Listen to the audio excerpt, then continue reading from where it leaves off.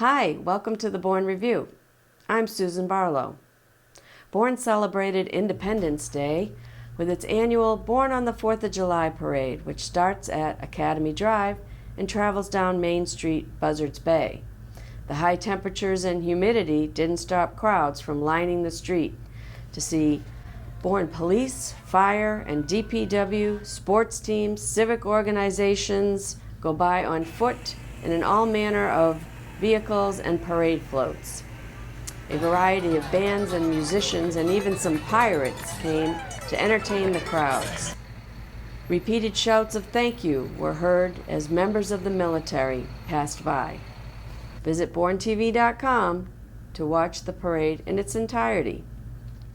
The Uptuxet Garden Club of Bourne participated in the Cape Cod Hydrangea Festival. My name is Laura Bergeron. I'm the newly elected president of the Uptuxet Garden Club of Bourne. I've been a member now for almost 20 years, and the club is celebrating its 80th year this year.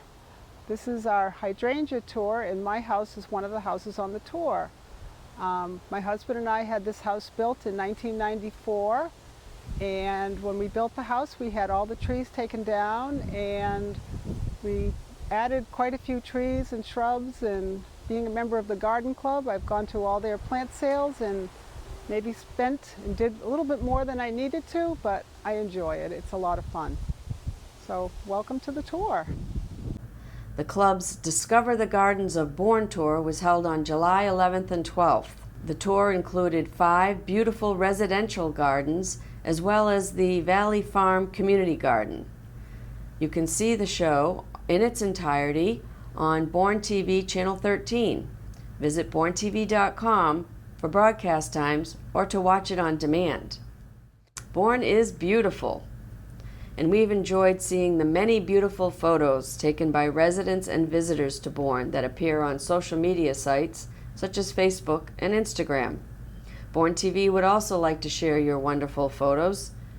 We invite professional and amateur photographers to email photos to info@BourneTV.com. Please include your name and, if possible, where the photo was taken. BTV's Director of Operations, Jen McGrail, and Creative Director, Elaine Orfanos, have been following the construction of the new Peebles School. Installation of all the exterior steel studs that will go around the building, and then the sheathing that will go on top of that. We didn't have all these structures, so Right. there's a lot going on. Yeah, last time you were here, we were basically focusing on the foundation, and basically that was all that you saw. Now we have structural steel, we have a lot of masonry up, we have roof workers going on, so there's a lot. So, Tony, you said we've got some roofers doing some work here? Yeah, so at the very top, you can see that they're putting in the insulation, and they have the protective railing there. We have on the exterior of the building, we have the metal studs, and you can see the windows being formed out. Over here on the site, we have the site guys. They're starting the drainage system, so they're connecting this catch basin to the one further down, so they're going to be digging all the way down the roadway here. Okay. On June 28th, the Jonathan Bourne Public Library kicked off its summer reading program for children with a dance party featuring the Boston Bruins mascot Blades. Hits! Point! Oh yeah! He's got impeccable rhythm. All right, here's that new move. We go up, down, muscles. Perfect. Point it out. Yes, I like this. Switch. Parents, you look great. Here we go. Up. Now we're gonna make those muscles and punch it out. Here we go. Oh, I can't hear you. What? Yeah. All right, raise the roof.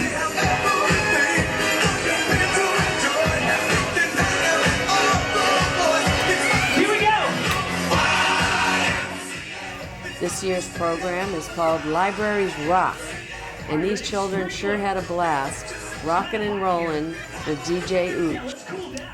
For the adult summer reading program, the library hosts Meet the Author Tuesday nights at 7 p.m. Want to catch stripers? On June 26th, well-known Cape Cod Canal fisherman Eddie Doherty, also known as East End Eddie, talked about his book, 7 Miles After Sundown. Eddie gives lots of tips on surf casting for stripers in the Cape Cod Canal. This is a Tsunami heavy-duty shad, swim shad. Comes with this plastic thing on there that I left on there.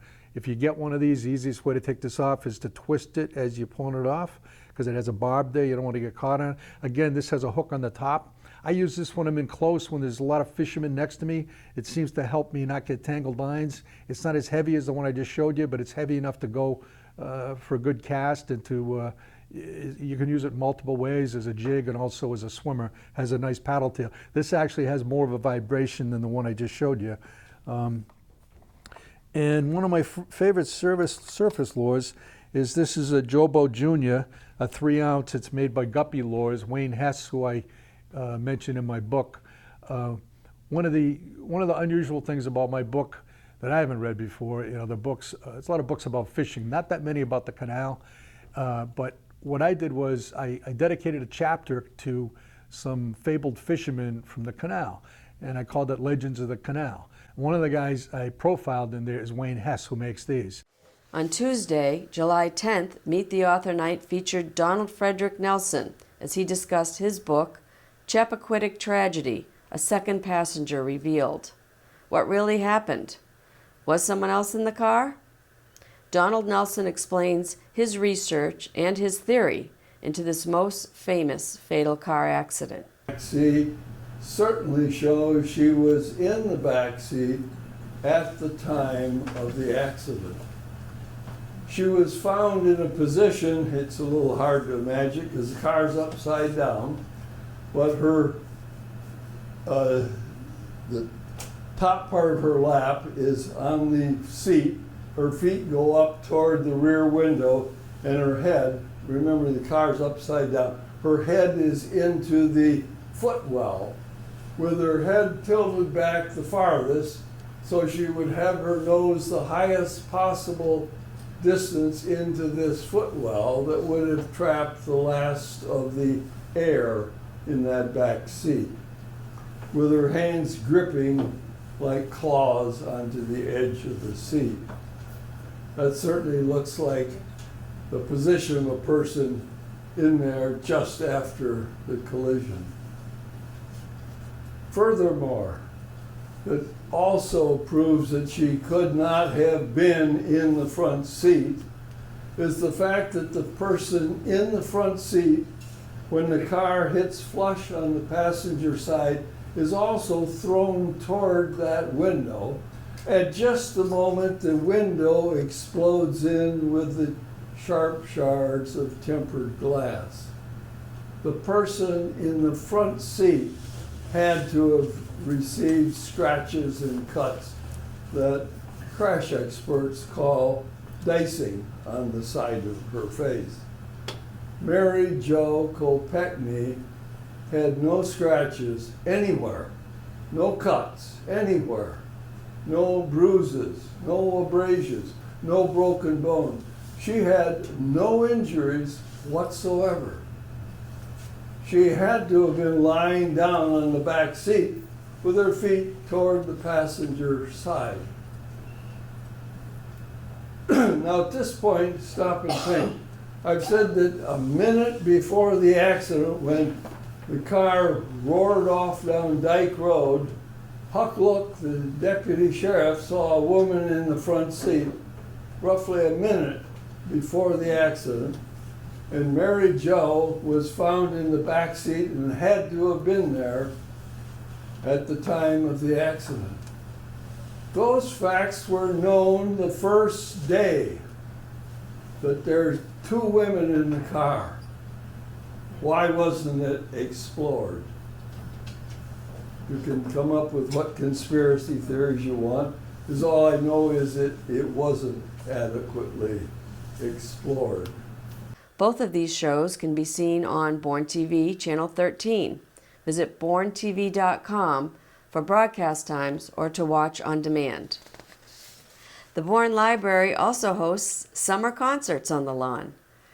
On July 25th, the crowd was entertained by Denya Levine and Julie Charland with songs of folk music, Irish music, and even sea chanties. Here's a little taste to whet your appetite. So this is an old sea shanty, yes? And you may sing along with it. It's at least 200 years old. Pop music. Yeah. Yep.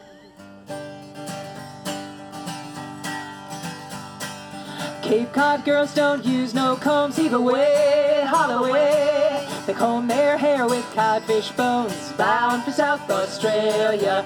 Heave her up, me bully, bully boys, heave away, haul away. Heave her up and don't you make no noise, we're bound for South Australia. Cape Cod cats don't have no tails, heave away, haul away. They got 'em blown off in hurricane gales, bound for South Australia. Heave her up, me bully, bully boys, heave away, haul away. Heave her up and don't you make no noise, we're bound for South Australia. Cape Cod kids don't use no sleds, heave away, haul away. They slide down hills on codfish heads, bound for South Australia. Heave her up, me bully, bully boys, heave away, haul away. Heave her up and don't you make no noise, we're bound for South Australia. Cape Cod folks don't have no ales, heave away, haul away. The doctors feed them codfish pills, bound for South Australia. Heave her up, me bully, bully boys, heave away, haul away. Heave her up and don't you make no noise, we're bound for South Australia. Cape Cod ladies don't have no frills, heave away, haul away. Skinny and light as codfish gills, bound for South Australia. Heave her up, me bully, bully boys, heave away, haul away. Heave her up and don't you make no noise, we're bound for South Australia. Alright, now since this is folk music, we're adding to it, putting our own little twist on it. This is one I wrote. Cape Cod kids don't wear no shoes, heave away, haul away. They wrap their feet in the fisherman's noose, bound for South Australia. Heave her up, me bully, bully boys, heave away, haul away. Heave her up and don't you make no noise, we're bound for South Australia. This one, Denya read off the side of a platter in a store. Cape Cod mermaids dig their clams, heave away, haul away. They dip them into beach plum jam, bound for South Australia. Heave her up, me bully, bully boys, heave away, haul away. Heave her up and don't you make no noise, we're bound for South Australia.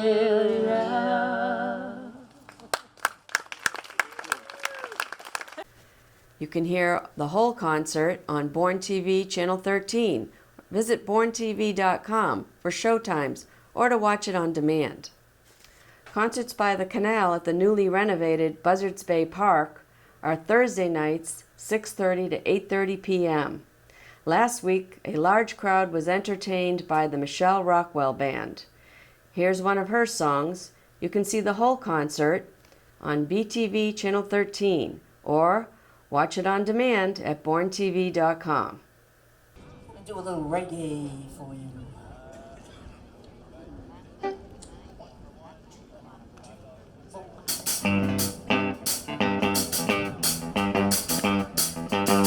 Got a bird on the sub, baby got a bird, Molly got a bird to sing. Baby got a bird, honey got a bird to sing. Without my corina, sure don't mean such a thing.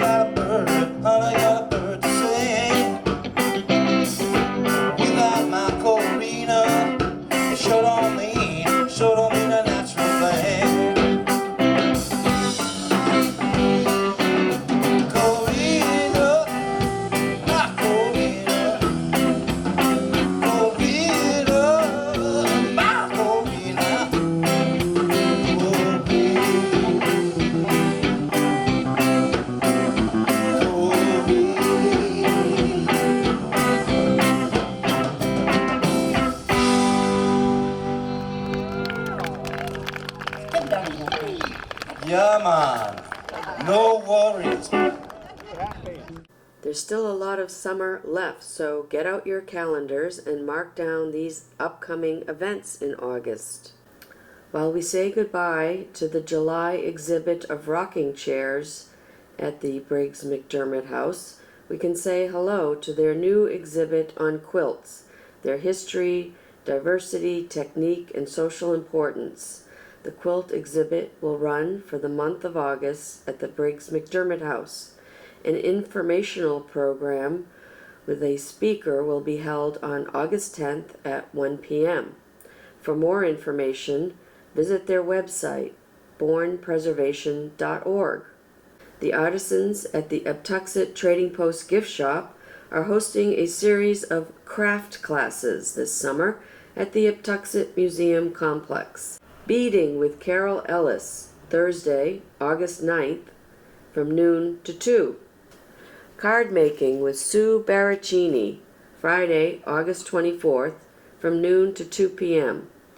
Stenciling with Judy Ostrom, Friday, August 31st, from noon to 2 p.m. To register for a class or for more information, call 508-759-8167 or visit their website, bournehistoricalsociety.org. Although the splash pad and playground is closed, the newly renovated Buzzards Bay Park is open and active. The 2018 Concerts by the Canal series are held each Thursday night in July and August from 6:30 to 8:30 p.m. The concerts are free and open to the public. August 9th, the Midnight Society, playing dance and alternative music. August 16th, Grace Morrison plays country, folk, and Americana music. August 23rd is still to be announced, and August 30th is reserved as the rain date.